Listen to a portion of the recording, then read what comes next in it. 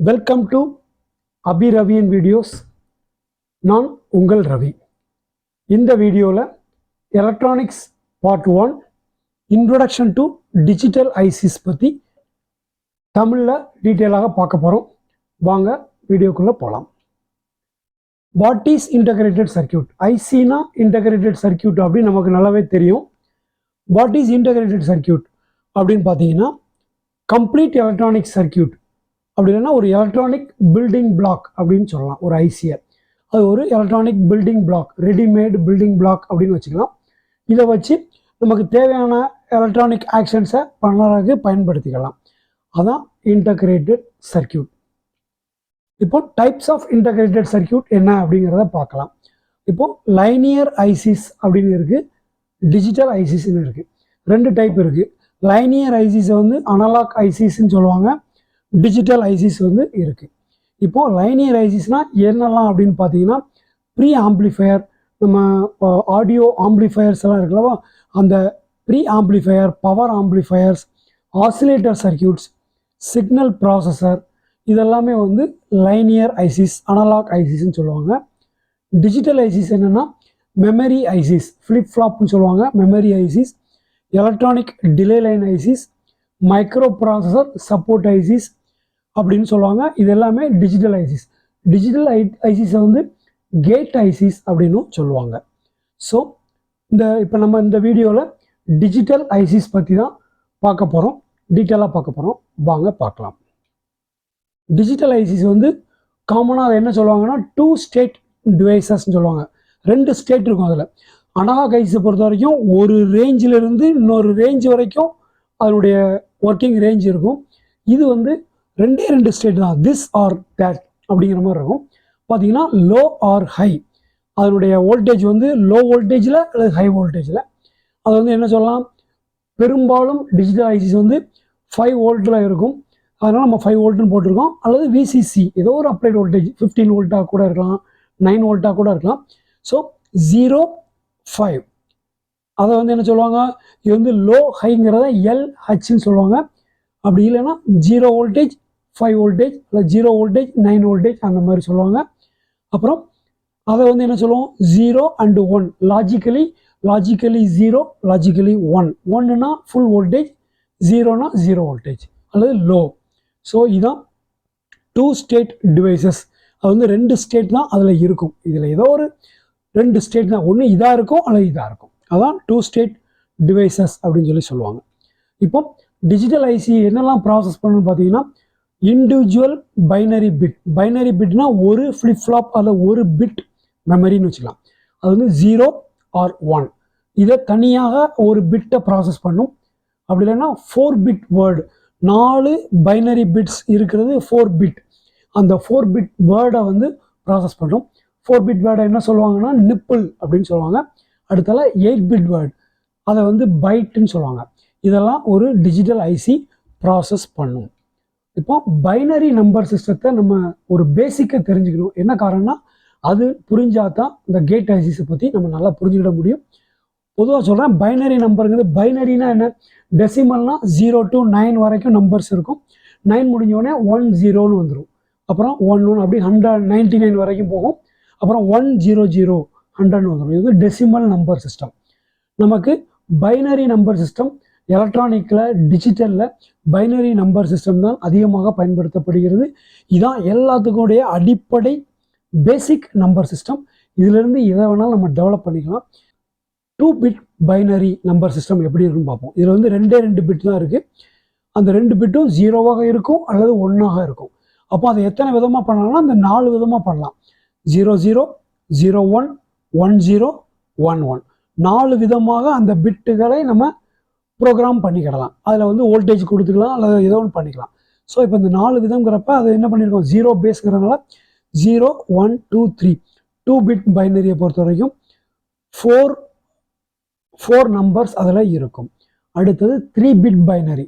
3 bit பைனரியில் எப்படின்னா இது வந்து 4 எப்படி வந்துச்சுன்னா 2 to the power of பைனரிங்கிறது 2. பைனரினாலே 2 numbers. அப்போ 2 to the power of 2 is equal to 4. இங்கே 2 to the power of 3 is equal to 8. So 0, 1, 2, 3, 4, 5, 6, 7 வரைக்கும் இருக்கும். ஸோ அப்புறம் 7க்கு அப்புறம் 8க்கு பதிலாக 1 0ன்னு வந்துடும். அப்படி இன்க்ரிமெண்ட் ஆகிட்டே இருக்கும். ஸோ இதில் பாருங்கள் மூணுமே 0னா 0 1 அப்புறம் 2 3 4 5 6 7. இதே மாதிரி 4 பிட் பைனரி. 4 பிட் பைனரியில் வந்து 4 பிட் இருக்கும். 0 to 15 வரைக்கும் இருக்கும். இதுதான் பைனரி நம்பர் சிஸ்டம். பைனரியில் இது வந்து இப்போ 12 அப்படின்னா அது எப்படி அப்படிங்கிறத பார்ப்போம். அந்த 4 பிட்டுக்கும் வந்து இப்போ உதாரணத்துக்கு இந்த 12 எடுத்துக்கிறோம். இதில் பார்த்தீங்கன்னா 4 பிட்டுக்கும் இது வந்து எல்எஸ்பின்னு சொல்லுவாங்க. முதல் பிட்டை லீஸ்ட் சிக்னிஃபிகண்ட் பிட், அதனால் இது எல்எஸ்பின்னு சொல்லுவாங்க. இந்த 4வது பிட் இது வந்து லீஸ்ட் சிக்னிஃபிகண்ட் பிட்டுன்னு சொல்லுவாங்க.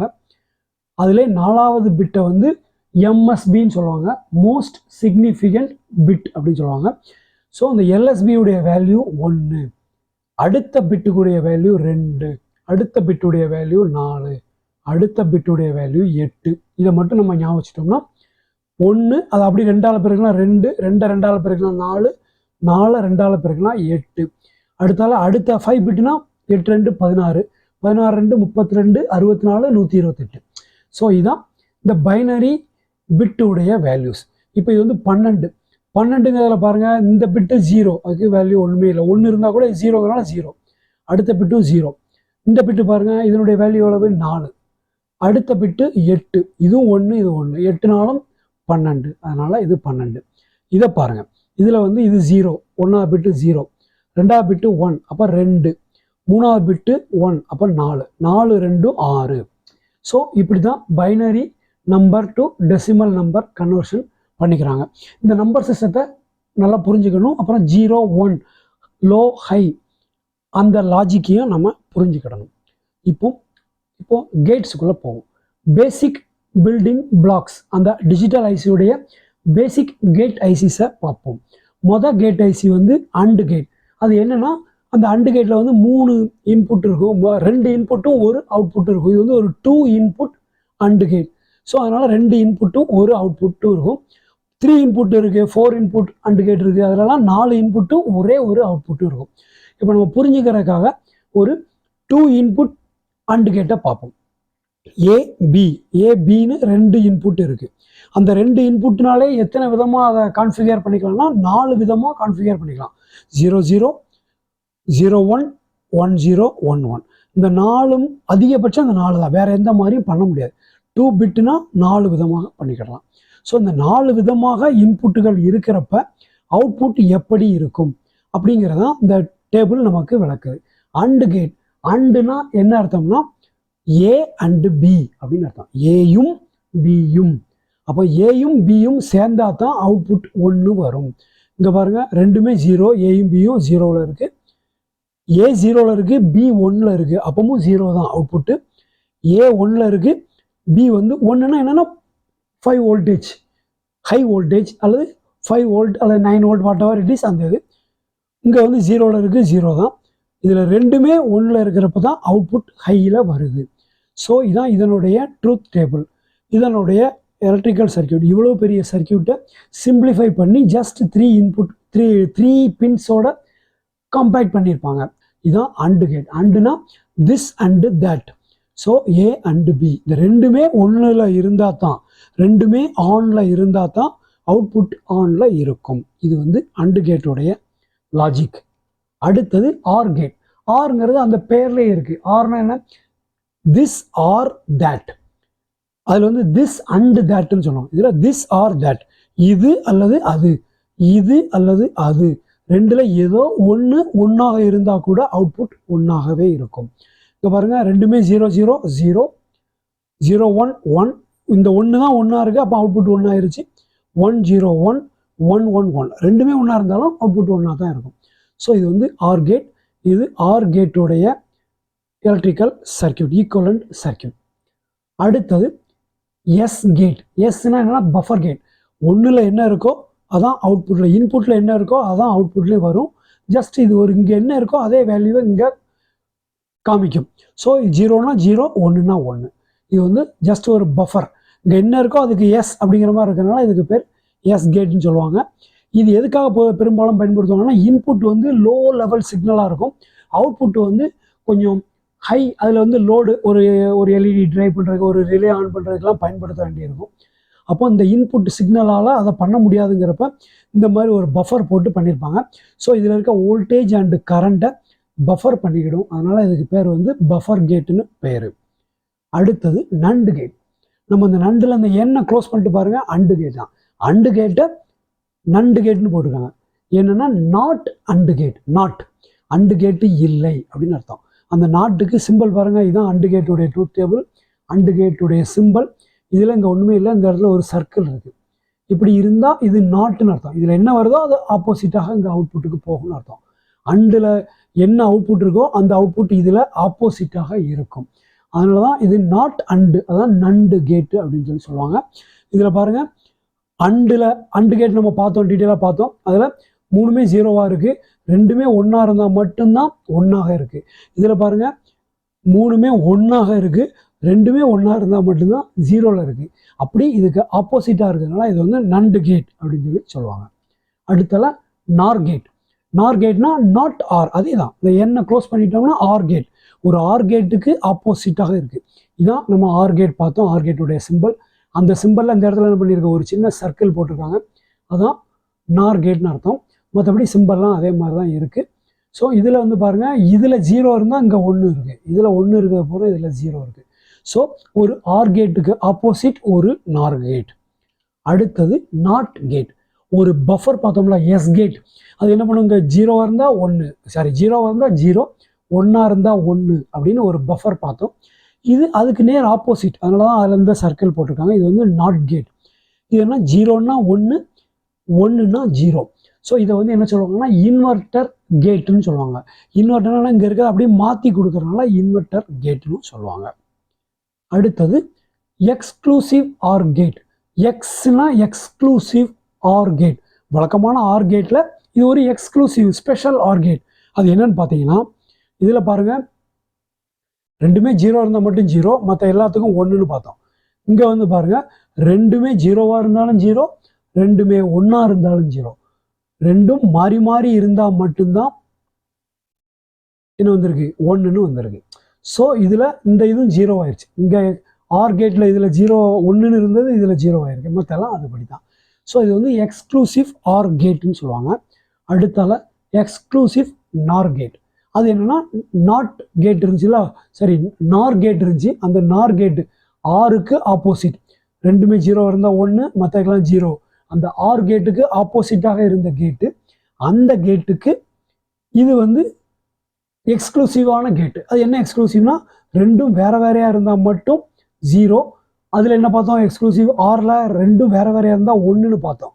இதில் வந்து 2ம் வேறு வேறையாக இருந்தால் 0, 2ம் 1 போல் இருந்தால் 1. 0 0 இருந்தாலும் 1 தான், 1 1 இருந்தாலும் 1 தான். நம்ம வந்து டிஜிட்டல் ஐசிஸ் எல்லாமே 2 ஸ்டேட் டிவைசஸ்ன்னு சொன்னோம். ஆனால் அதில் 3 ஸ்டேட் டிவைசஸ்ன்னு இருக்குது.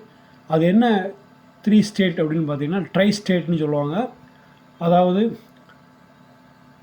லோ, அப்புறம் ஹை, அது தவிர ஹை இம்பிடன்ஸ் ஸ்டேட் அப்படின்னு சொல்லுவாங்க. அது எதுக்காக பயன்படும்னா, பஸ்ஸில் இப்போ நம்ம நிறைய பஸ் பார்ஸ் கனெக்ட் பண்ணுவாங்க. பஸ் பார்னால் டேட்டா பஸ், அட்ரஸ் பஸ், இந்த மாதிரி ஒரு மைக்ரோ கண்ட்ரோலர் அல்லது ஒரு கம்ப்யூட்டர், மைக்ரோ ப்ராசஸர், இதனுடைய போர்ட்ஸ்லாம் பஸ்ஸு நிறைய வரும். அதில் வந்து 8 பிட், 16 பிட், 32 பிட் அந்த மாதிரி டேட்டா பஸ், அட்ரஸ் பஸ், இந்த மாதிரி பஸ்ஸஸ் இருக்கும். அதில் நிறைய அவுட்புட்டை ஒரே பஸ்ஸில் கனெக்ட் பண்ணுறப்ப ஒரு அவுட்புட்டில் வர வோல்டேஜ் இன்னொரு அவுட்புட்டை டேமேஜ் பண்ணுறதுக்கு வாய்ப்பு இருக்கிறது. ஒரு பஸ்ஸில் எத்தனை இன்புட்னாலும் கனெக்ட் பண்ணி, எத்தனை பஃபருடைய இன்புட்னாலும் நம்ம கனெக்ட் பண்ணிக்கலாம். ஆனால் ஒன்றுக்கு மேற்பட்ட அவுட்புட்டுகளை ஒரே பஸ்ஸில் நம்ம கனெக்ட் பண்ணுறப்ப அது என்ன ஆகும்னா, அந்த பஸ்ஸில் ஒரு பஃபருடைய அவுட்புட் வந்து ஹை ஸ்டேட்லேயும் மற்ற பஃபருடைய அவுட்புட் லோ ஸ்டேட்லேயும் இருந்தால் அது வந்து என்ன பண்ணும், அந்த ஹை ஸ்டேட்லேருந்து வோல்டேஜ் வந்து லோ ஸ்டேட்டுக்கு ஷார்ட் சர்க்கியூட்டாக வாய்ப்பு இருக்குது. அதனால் அந்த பஃபரோ அந்த சர்க்கியூட்டோ டேமேஜ் ஆகிறதுக்கு வாய்ப்பு இருக்குது. இதை தவிர்ப்பதற்கு என்ன பண்ணுவாங்கன்னா, மைக்ரோ கண்ட்ரோலர் அல்லது மைக்ரோ ப்ராசஸர் என்ன பண்ணும், எந்த பஃபருடைய அவுட்புட் பஸ்ஸில் கனெக்ட் ஆகணும் அப்படின்னு பார்த்து அதை மட்டும் கண்ட்ரோல் பண்ணுற மாதிரி இருக்கும். அதுக்கு தான் கண்ட்ரோல் பின்னு இருக்கும். மற்ற பஃபர்லாம் அந்த கண்ட்ரோல் பின்னை வந்து 0ல் இருக்கிறப்ப மற்ற பஃபருடைய, இப்போ உதாரணத்துக்கு ஏங்கிற பஃபருடைய அவுட்புட் வந்து பஸ்ஸில் கனெக்ட் ஆகணும் அப்படின்னா அதனுடைய கண்ட்ரோல் மட்டும் ஹைலையும், மற்றதுடைய கண்ட்ரோல் வந்து லோவிலே வச்சுருப்பாங்க. ஆக்டிவ் ஹையா ஆக்டிவ் லோவான்னு அது அதனுடைய டிசைனை பொறுத்து.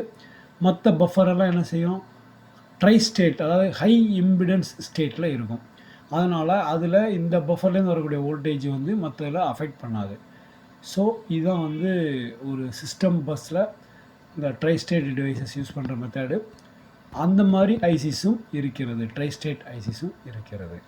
ஸோ இதுவரைக்கும் இந்த வீடியோவில் நம்ம பேசிக் டிஜிட்டல் ஐசிஸ், அதனுடைய கேட் ஐசிஸை பற்றி, அதனுடைய பேசிக் பிளாக்ஸை பற்றி டீட்டெயிலாக பார்த்தோம். அடுத்தடுத்த வீடியோக்களில் அந்த ஐசிஸை பற்றி டீட்டெயிலாக அதை எப்படி சர்க்யூட்டில் பயன்படுத்தலாம் அப்படிங்கிறதெல்லாம் பார்ப்போம். தேங்க்யூ ஃபார் வாட்சிங் அபி ரவியின் வீடியோஸ். Thank you very much.